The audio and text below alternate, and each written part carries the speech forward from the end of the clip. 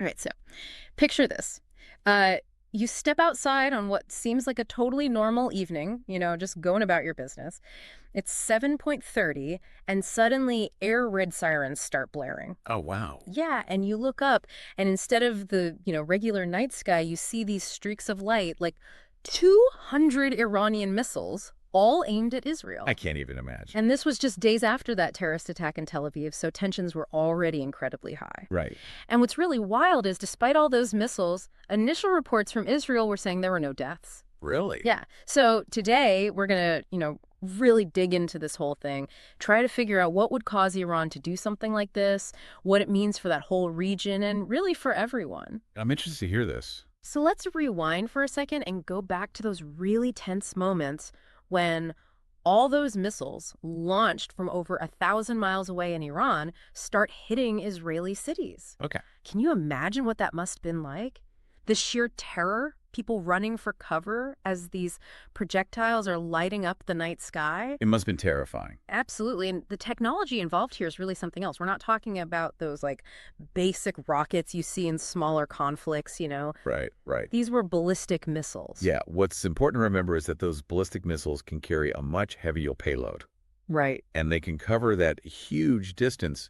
We're talking 1,000 miles in just 11 minutes. 11 missiles. It's incredible, really. They travel so fast that they actually hit the upper atmosphere before coming back down on their targets. Which, of course, makes them incredibly difficult to stop. I can see how that would be a problem, yeah. And from what we've heard, it was just chaos. Missiles being blown up in midair by Israel's Iron Dome defense system, the ground shaking from the impact. Wow. And it wasn't random at all. They were targeting very specific places like Israeli air bases and areas around the Western Wall in Jerusalem. Right.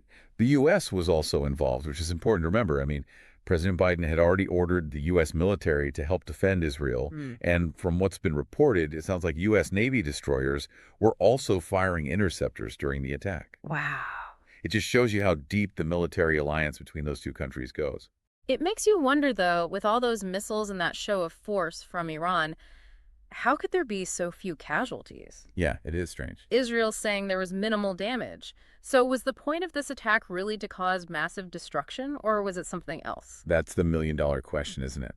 This is where trying to get inside Iran's head becomes really important, because everything on that geopolitical stage, it's all calculated. It's all for a reason.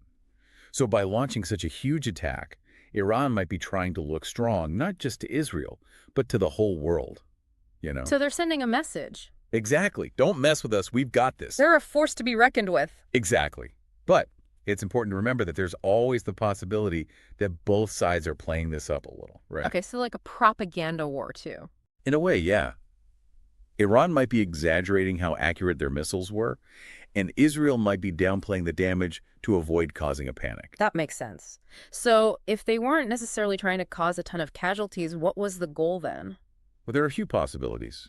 They could have aimed at military targets or even open areas on purpose to try and minimize civilian casualties. Like a warning shot. Exactly. Something to say, we could do more, but we're choosing not to, at least not yet. It's a way of showing what they're capable of without starting an all-out war. Okay, I can see that. But this can't be the end of it, can it? I mean, Right. we know how Israel has reacted to even smaller attacks in the past. What happens next? Well, Prime Minister Netanyahu certainly didn't hold back after the attack. He said, and I quote, that Iran made a big mistake tonight, and it will pay. And if we look back, Israel has, never been one to just let things slide. Right. They have a history of responding Yeah. pretty forcefully when they feel threatened. Exactly. So knowing that, what are some of the things they might do in retaliation? Well, on the one hand, they could carry out targeted strikes against military places in Iran, especially those tied to their missile program. Send a message without necessarily blowing everything up. Right. And people like Richard Engel, who's really spent his career trying to understand this whole geopolitical mess, he seems to think that's probably the most likely response, at least right away. Okay. But couldn't that easily spiral out of control? Oh, definitely. There's always that chance of things escalating. Israel could decide to go even further and target something connected to Iran's nuclear program. And that's when things could get really bad. Exactly. Yeah. That could easily be the spark that sets off a much larger conflict, one that might even pull in other world powers. And then there's the United States right in the middle of all of this. Right. It's like they're stuck between a rock and a hard place, you know? President Biden condemned the attack, of course, saying that Israel has every right to defend itself and that the U.S. will stand with them. But at the same time, you know, his administration is doing everything they can to keep this whole situation from becoming a global crisis. It's a tough spot to be in, that's for sure. Because the U.S. is committed to keeping Israel safe, but they also understand what could happen if a larger war breaks out, especially in such a volatile region. Absolutely. Nobody wants to see a full-blown war between Israel and Iran, especially one that could pull in global superpowers. Who knows what the consequences of that could be? And that brings us to the bigger picture. This isn't just about what's happening in the Middle East, right? Whatever happens over there has a way of affecting everyone. What do you make of that? It really does feel like when you drop something in water, the ripples just keep spreading out further and further. This whole thing, the attack and everything that happens next, it could really change things, even outside of the Middle East. It's true. This is about way more than just Israel and Iran. What happens there affects Iran's place in the region, the whole Israel-Palestine situation, which is already so fragile, and even how the big guys, like the US, Russia, and China, position themselves on the world stage. And you can't talk about the U.S. without mentioning the timing of all this, just hours before the vice presidential debate. Can you imagine how this is playing out on the campaign trail? Oh, absolutely. This is going to be front and center in the debate, especially when it comes to foreign policy. You've got two totally different ways of looking at the world going head to head. It's like they're looking into two different futures, right? You've got the current VP saying that staying the course, taking a measured approach, is the only way to stop a bigger conflict from erupting.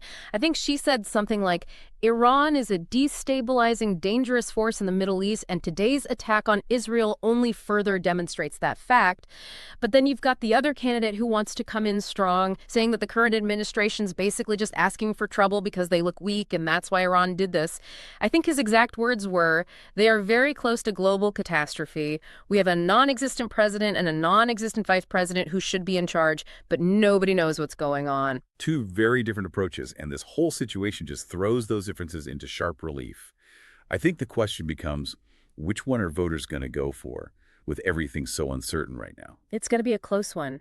And it really makes you think, even now, with everything we've accomplished, the idea of a huge war breaking out feels scarily real. It definitely reminds us that things can go wrong at any moment. And we're talking about a region that's seen conflict after conflict for all these different groups who want different things, and any little thing could set them off. It really makes you wonder, in a world where things are so messy, where something that happens on one side of the planet can have huge effects on the other, is diplomacy even possible anymore? Can we find a way to get along before things spiral totally out of control? That's the big question, isn't it?